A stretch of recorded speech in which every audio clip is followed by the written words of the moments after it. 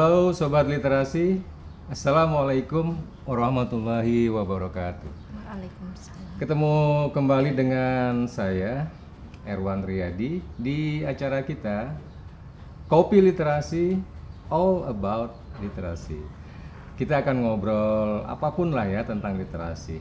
Nah, untuk episode kali ini teman ngobrol saya ini spesial banget nih. Beliau teman saya sehari-hari, aktif di kegiatan literasi, dan beliau juga masih aktif sebagai tenaga pendidik di salah satu sekolah negeri yang ada di Kota Tenggarong. Kita akan langsung kenalan dengan beliau nih, Ibu Santi Agustiani. Bener ya? Benar. Tapi kayaknya aku lebih suka panggilnya Mbak Santi aja deh ya. Oke. Ya. Ini Mbak Santi Agustiani ini nama asli atau nama panggung? Dua-duanya. Dua-duanya? Iya. Berarti ada nama aslinya dong ya? Iya. Ada nama asli. Semuanya nama asli. Jadi Tapi yang dikenal sekarang kan nama Santi Agustiani. Betul. Karena nama itu kan terpampang di beberapa buku yang sudah Mbak Santi tulis gitu Iya. kan. Oke. Sobat Literasi, kita akan ngobrol-ngobrol dengan Mbak Santi. Ini pertama tentang pekerjaan dulu nih Mbak Santi ya. Kan sekarang masih tercatat sebagai salah satu tenaga pendidik yang ada di Madrasah Aliyah Negeri 2 Tenggarong. Kartanegara. Betul ya? Iya. Sebagai guru tenaga pendidik BK. Iya. BK kemudian ada PIK R. Ini apa nih? Oh iya. Apa itu? Oke. Mungkin saya sapa dulu untuk semuanya ya. Assalamualaikum warahmatullahi wabarakatuh. Waalaikumsalam warahmatullahi wabarakatuh. Halo Sobat Literasi dimanapun berada. Perkenalkan, nama saya Santi Agustiani. Seperti sudah dibilang Pak Irwan, memang benar ya. Jadi nama Santi itu ada dua versi ya. Satunya versi akte kelahiran, satu lagi versi ijazah. Kebetulan waktu SD itu nenek saya kan sebagai kepala sekolah, jadi ditulislah namanya Nurlia Santi Agustini. Oh, aslinya Nurlianti. Aslinya Santi Agustiani memang. Memang Santi Agustiani. Nurlia Santi Agustiani. Tapi sama nenek saya disingkat. Jadi Nurlia Santi Agustin. Jadi saya abadikan menjadi nama pena Santi Agustiani karena itulah nama pemberian orang tua saya sebenarnya waktu itu. Ya. Iya. Sobat Literasi, Mbak Santi Agustiani ini saya kenalnya nggak sangat lama sih ya, tapi langsung bisa dekat gitu ya. Nah, salah satu yang menonjol dari beliau adalah bahwa sampai saat sekarang ini beliau sudah banyak melahirkan karya-karya tulis dalam bentuk buku. Tapi kita akan ngobrol nanti ya. Kita pertama akan ngobrol dulu tentang pekerjaan nih. Iya. Kan tadi udah sampai di pekerjaan di sekolah ya, Madrasah Aliyah Negeri 2 Kutai Tenggarong. Kartanegara. Sebagai guru BK dan PIK R. Bisa dijelaskan itu apa? Sebagai guru BK tentu saja dalam hal bimbingan konseling ya. Bimbingan konseling ya, Iya. BK. Oke. Jadi membimbing fokusnya ke seluruh siswa kami ini.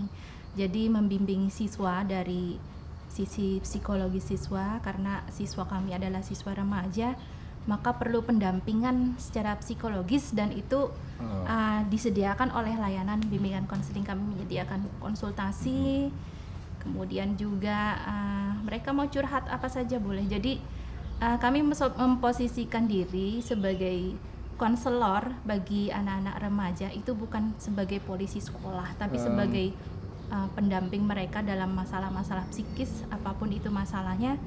Silakan konsultasi kepada kami. Kemudian juga kami menyediakan tes bakat minat dan juga arahan program studi untuk lanjut Sebutannya ke tetap guru perguruan ya? tinggi. Ya. Kan nggak ngajar satu mata pelajaran. Sebutannya guru atau Sebutannya guru. Tetap guru ya? Sebutannya tetap guru bimbingan konseling. Guru bimbingan Ya, konseling. statusnya. Oke. Dalam ini sehari-hari kalau kita masuk kelas itu namanya bimbingan klasikal gitu. Kalau PIK R itu apa? Kalau PIK R itu PIK R. Iya, Pusat Informasi Konseling Remaja yang saya bina juga. dan itu membina konselor sebayanya. Jadi kami merekrut anak-anak untuk dijadikan konselor sebaya supaya mereka itu bisa membimbing sesama remaja gitu kan, karena edukasi sesama remaja itu juga penting. Tidak semuanya apa yang kita katakan kepada anak-anak remaja itu bisa nyambung kan dengan bahasa kita, tapi mereka kalau sudah direkrut sebagai konselor sebaya itu akan bisa membahasakan edukasi-edukasi terutama masalah cash pro ya, kesehatan reproduksi dengan sebayanya dengan bahasa mereka sendiri gitu. Apakah itu ada di semua sekolah? Seharusnya semua sekolah memiliki, tapi untuk saat ini belum semua sekolah memiliki organisasi tersebut. Iya. Nah, MAN Negeri 2 ini kan terletak di Kota Tenggarong. Mungkin Sobat Literasi ada yang belum tahu Tenggarong itu di mana sih ya. Jadi Tenggarong itu sebuah kota kota kecil lah kalau saya bilang. Dia menjadi ibu kota dari Kabupaten Kutai Kartanegara, Provinsi Kalimantan Timur. Nah, kapan-kapan kalau kalian ada kesempatan bolehlah datang ke sini ya. Yeah. Kota Tenggarong kota yang menyenangkan ya Bu Santi ya. Sangat menyenangkan, indah ya, dan bebas macet ya. Bebas macet. Iya, dan bebas banjir juga. Tapi belakangan sering hujan ya. Sering hujan, tapi paling banjir cuma setapak kaki. Iya, dan tetap menjadi sebuah tempat tinggal yang menyenangkan. Ya, menyenangkan. Kembali kepada obrolan. Iya. Mengapa memilih menjadi guru? Ada apa nih? Cita-cita atau ini kayaknya memang ya kebetulan aja gitu? Seiring sejalan itu menjadi suatu profesi yang menyenangkan. Pada mulanya saya memilih psikologi untuk mau menjadi psikolog ya sebenarnya gitu. Tapi karena ternyata jurusan yang saya ambil itu psikologi pendidikan dan itu cocok menjadi sebagai konselor atau guru BK, maka saya iseng-iseng ikut tes PNS, dilalah kok diterima. Iseng-iseng. Iseng-iseng. Ya, maksudnya saya itu ya nggak kepikiran juga mau jadi guru tadinya, tapi ternyata latar belakang pendidikan memang mengarah ke profesi guru atau bukan? Iya, karena yang saya ambil S1-nya psikologi pendidikan dan bimbingan, dan itu ternyata mengarahnya ke konselor sekolah atau guru bimbingan. Bisa dikatakan pekerjaan sekarang ini sudah sesuai dengan passion ya, dengan kesukaan. Iya. Benar. Tapi ada yang lebih saya idam-idamkan lagi sebenarnya sejak kecil. Apa tuh? Mau jadi apa nih? Mau jadi penulis. Tapi kan penulis bisa disambil-sambil. Iya. Ya kan? Artinya sambil jadi guru sambil jadi penulis kan bisa. Bisa. Nggak mesti harus fokus jadi penulis kan? Bisa, dan ternyata itu bisa. Dan itu yang terjadi sekarang. Yang terjadi sekarang. Ya. Sobat Literasi, nanti kita akan kupas banyak ya tentang Mbak Santi, kaitannya dengan apa sih yang beliau tulis ya, dan bagaimana sih karya-karya tulis dari beliau. Kita sedikit lagi ngomongin tentang pekerjaan nih Mbak Santi. Apakah pekerjaan yang ditekuni sekarang ini itu kemudian punya pengaruh terhadap Mbak Santi kaitannya dengan dorongan untuk menulis? Sangat-sangat.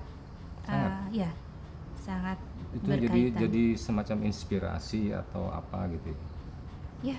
Karena dari dulu yang saya hadapin ini remaja.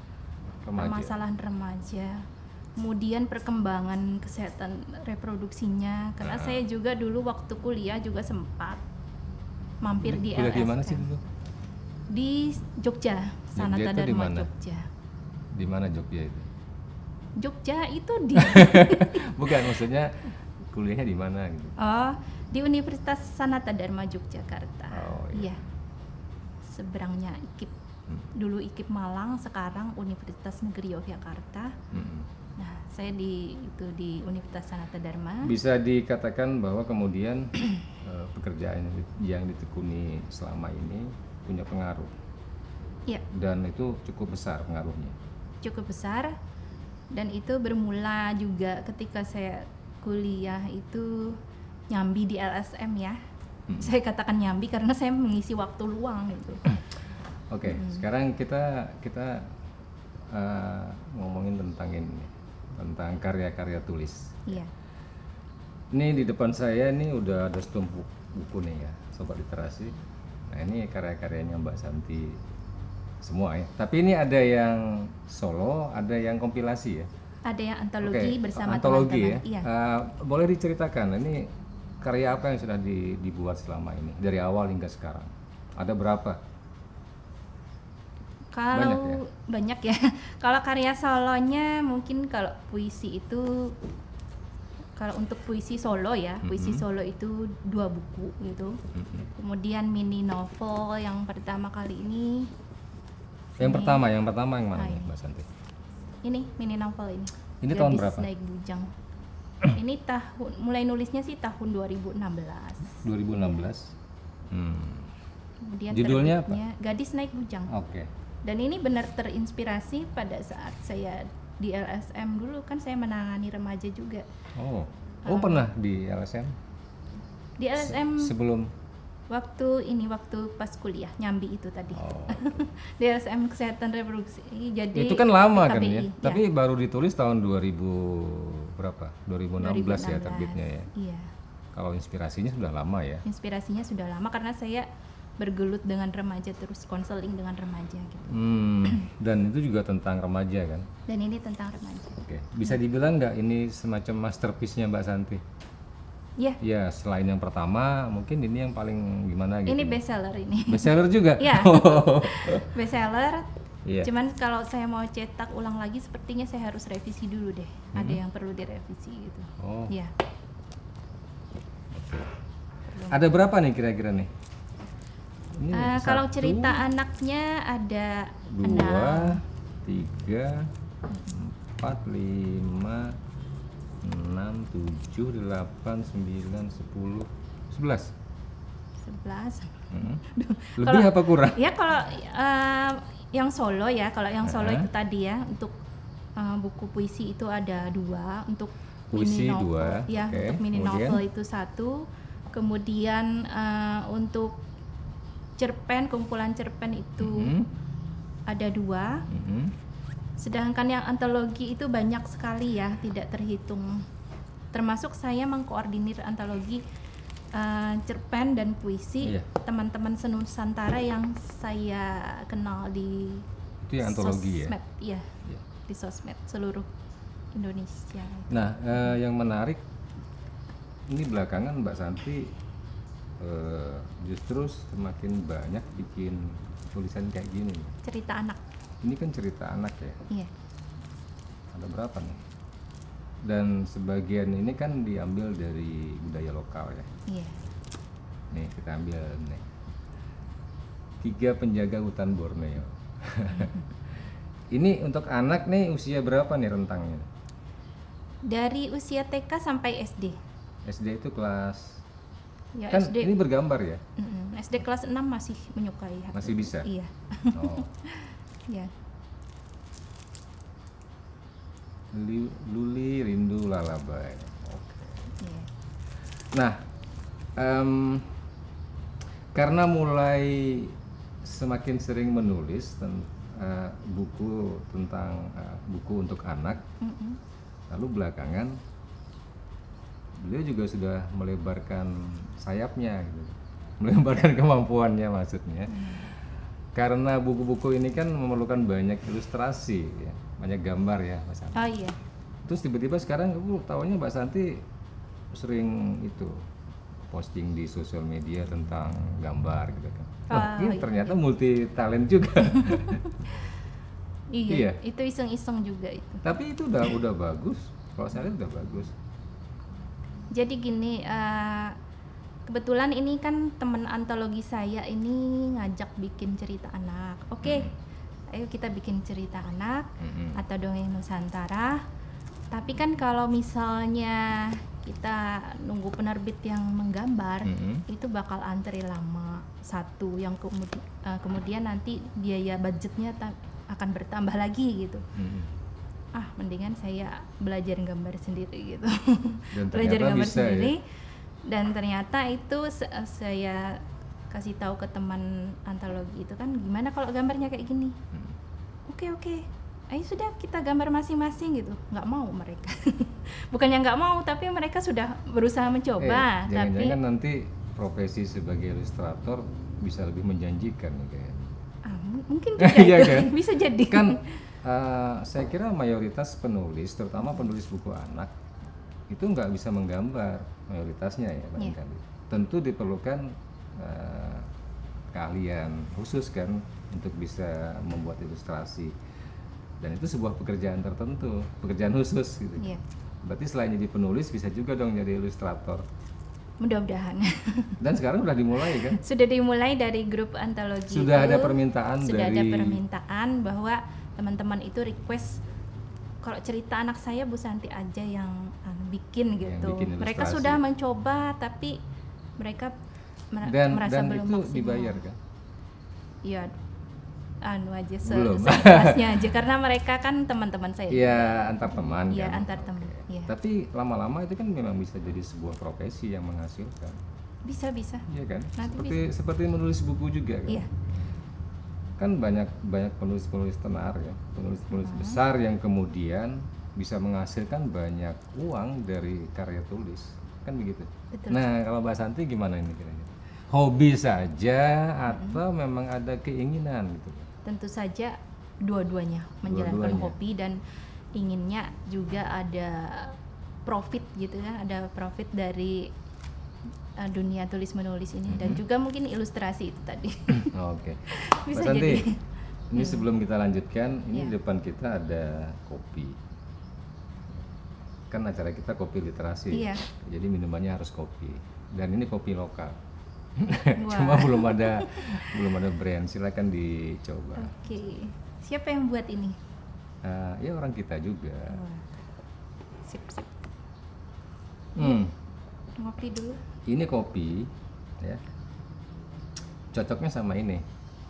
Nah, kalau yang ini kue ya, Mbak Santi. Kan Mbak Santi udah lama tinggal di Tenggarong ya. Udah lama.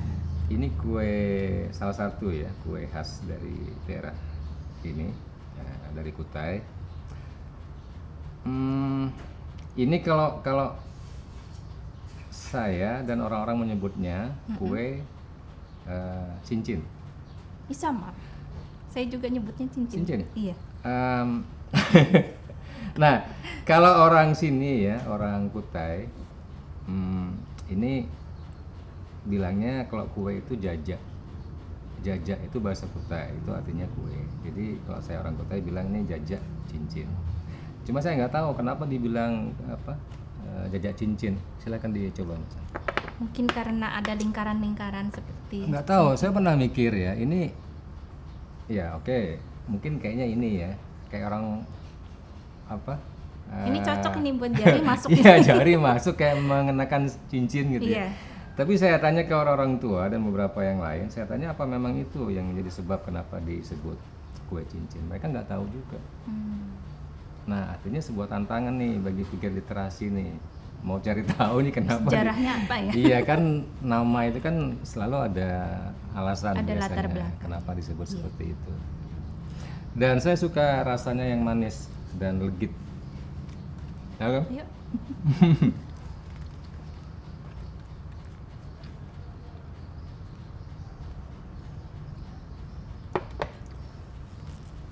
Oke.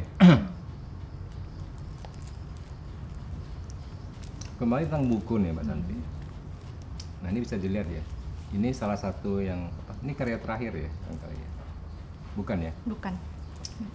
Di sini ada logonya GLK, Gerakan Literasi Kutai. Nah, kenapa harus ada logo ini Mbak Santi? Wah, karena saya kan sudah dianggap sebagai bagian dari Gerakan Literasi Kutai. Jadi bagaimana caranya supaya saya mempromosikan Gerakan Literasi Kutai gitu kan, dengan buku-buku saya.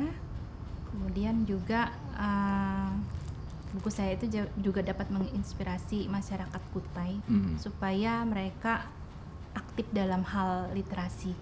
lebih banyak membaca, lebih banyak menulis, lebih banyak memperkaya ilmu dari dalam segala bidang, dan itu juga bisa menginspirasi anak-anak didik saya di MAN terutama khususnya. Ya. Kalau kita bicara tentang karya tulis yang dari lokal, ya sebutlah dari Kutai, gitu kan. Ya menurut hemat saya ya, memang jumlahnya tidak cukup banyak, dan itu berarti kita harus terus mendorong nih. Betul. Orang-orang ya, Iya. terutama generasi muda tentu saja kan, untuk bisa mencintai aktivitas menulis dan kemudian mampu melahirkan karya-karya tulis, khususnya yang berkaitan dengan budaya lokal kita. Kira-kira gitu ya Mbak Santi? Iya, iya. Nah, kenapa kemudian logo GLK harus ada? Salah satunya adalah buku ini juga dimaksudkan untuk bisa memperkenalkan gerakan literasi itu sendiri. Karena salah satu misinya GLK kan ingin menyuburkan aktivitas tulis menulis kan, ya, terutama tulisan yang berkaitan dengan konten lokal ya, atau budaya lokal. Nah seperti ini kan, ini legenda Lembu Suwana. Lembu Suwana ini kan salah satu kekayaan budaya kita yang bersifat mitos ya, mitologi ya. Baik, kalau bicara tentang aktivitas menulis Mbak Santi, kan ada novel ya, ada cerita pendek, ada puisi, terus ada karya tulis buat anak kayak gini. Nah, kalau bicara tentang genre, ini kan ada beberapa karya yang berbeda ya. Apakah itu memang disengaja atau memang belum menetapkan pilihan yang persis mau menulis apa sesungguhnya? Saya mau menulis semuanya. Apapun? Iya, apapun yang terlintas yang bisa menginspirasi, baik dalam bentuk cerita anak. Nah, saya juga menyukai anak-anak kan, menyukai dunia anak. Saya ingin edukasinya itu mulai dari anak-anak gitu.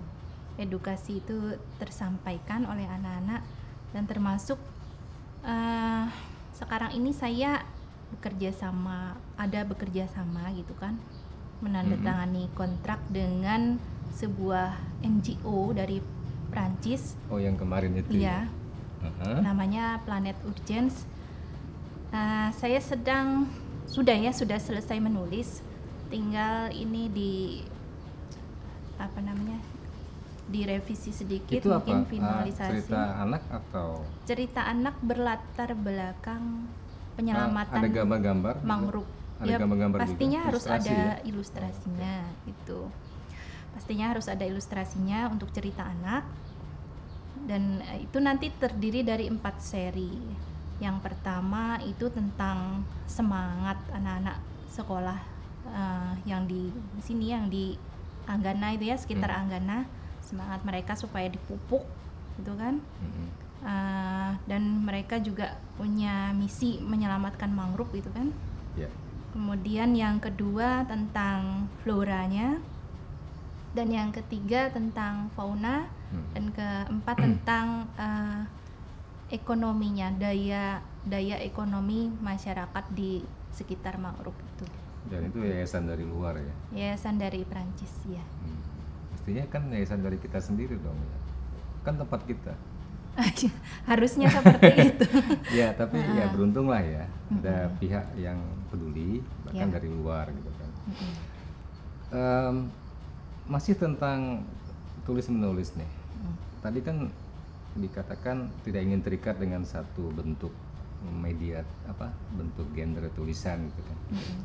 Ya mau nulis apa aja ya tulis aja gitu kan, mau puisi, mau cerpen, mau cerita anak, yang penting ini sesuai dengan apa yang berkembang dalam pikiran, apa yang ada di dalam nurani dan seterusnya. Iya, saya cenderung ke fiksi, tapi di dalam fiksi itu selalu mengandung edukasi gitu. Seperti ini, cerita anak ini kan selalu ada pesan-pesan moralnya semuanya ya. Kemudian kalau ini juga sama, ini juga ada unsur pendidikan Kespro, moralitas dan psikologi remaja. Kemudian ya kalau yang lain-lain ya, jadi saya cenderung fiksi ini memang. cerpen itu juga selalu ada apa ya, terbungkus unsur moralitas di dalamnya, kemudian quotes-quotes kehidupan yang iya. saya masukkan ke dalam cerpen itu sendiri. Oke. Ya. Sobat Literasi, ini ada satu buku ya, karya Mbak Santi. Ini kumpulan puisi. Ini kemarin sempat kita obrolkan ya di salah satu segmen acara kita di Gerakan Literasi Kutai. Ini judulnya Nakoda Kalap. Nah, di sini ini ada beberapa puisi ya. Nah, nanti di kesempatan akhir kita akan minta Mbak Santi untuk bisa baca puisi. Karena beliau juga baca puisinya gini ya, keren banget. Lalu ini ada satu puisi yang saya juga suka gitu. Nanti di ujung acara kita akan saya akan coba bacakan juga nih satu puisi ya dari Mbak Santi, selain Mbak Santi sendiri yang menulis. Sobat Literasi, kita akan break dulu. Nanti kita akan lanjutkan dengan obrolan tentang aktivitas Mbak Santi Agustiani kaitannya sebagai seorang penulis, dan nanti kita akan hubungkan dengan literasi dan gerakan literasi. Kita ketemu di sesi berikut.